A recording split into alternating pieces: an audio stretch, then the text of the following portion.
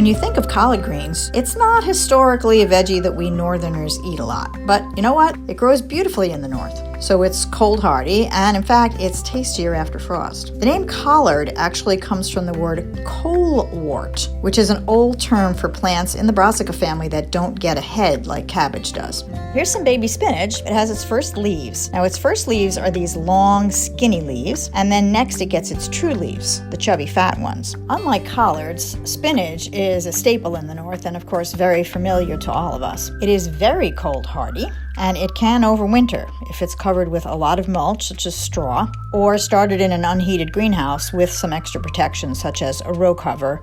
Well, the trade-off is that spinach does not like heat, and it bolts or goes to seed pretty quickly once it starts to warm up. You will know that the plant is getting ready to bolt because the leaves actually go from the typical oval leaves to sort of a more pointy and arrow-shaped leaf. Once it does that, the leaves get very bitter. So you want to harvest all the leaves when you first see the signs. So here's some kale that's more mature. It's not the curly kale, it's flat-leafed kale. It's a cultivar called Red Russian. You can see the red stem in the middle, the sort of pinkish red stem in the middle. Here's some kale, two different kinds of kale. This first one that we're looking at is a lovely red kale with nice crinkled leaves. And moving on to what some people call dinosaur kale, it has a much straighter, more elongated leaf. Although kale has a lot of cultivars, a word that just means cultivated varieties, kind of much like breeds of dogs, they're all the same species, and they're all equally nutritious.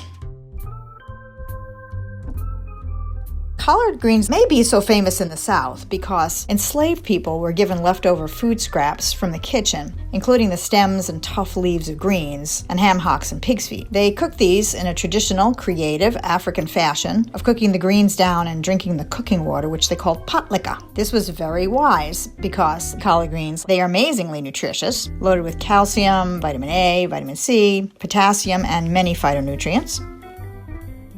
Ginger has been used for thousands of years in traditional and alternative medicine. It can be helpful to aid digestion and reduce nausea. It also has a powerful antioxidant called gingerol. Gingerol can help reduce oxidative stress in the body. If you've watched some of our other videos in this series, you've likely heard how beneficial cruciferous vegetables can be for our health, bok choy included. These vegetables contain a group of anti-cancer compounds called glucosinolates. All greens are excellent for you nutritionally, fantastic. They're all good sources of vitamin A, C, and vitamin K, and minerals like potassium, magnesium, calcium, and iron. Today we're making stir-fried greens with ginger. You can have it by itself as a snack, or you can mix it into a meal like ramen or stir-fry. It really works with a lot of different recipes. Here we have our bok choy. I also plan to mix in some collard greens, and you can really use whatever greens you have in the refrigerator. Kale and spinach work perfectly too. We also have our peanut oil, our minced garlic, fresh ginger, vegetable broth, and some soy sauce.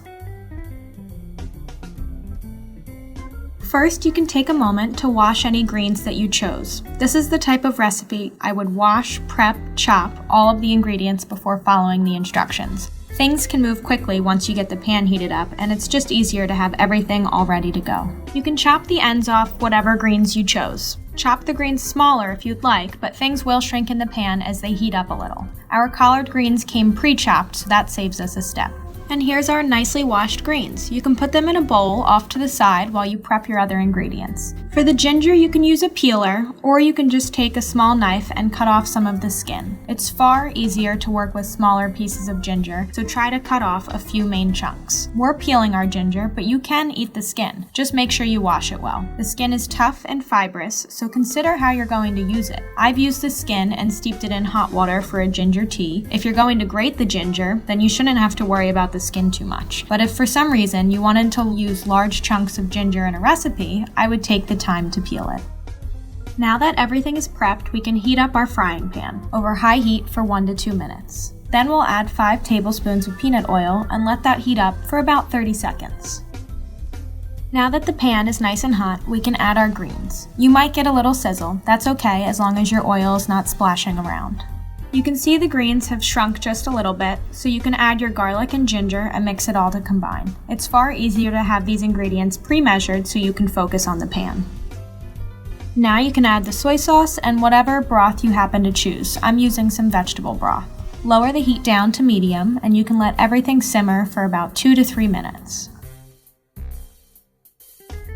And here we have our final product, but in a meal. I happen to serve my stir-fried greens with some udon noodles and more broth. You could serve it with any other type of ramen or other stir-fry with rice too. I added an egg in one dish and some chicken in another, along with some jalapeno slices for some spice. Enjoy!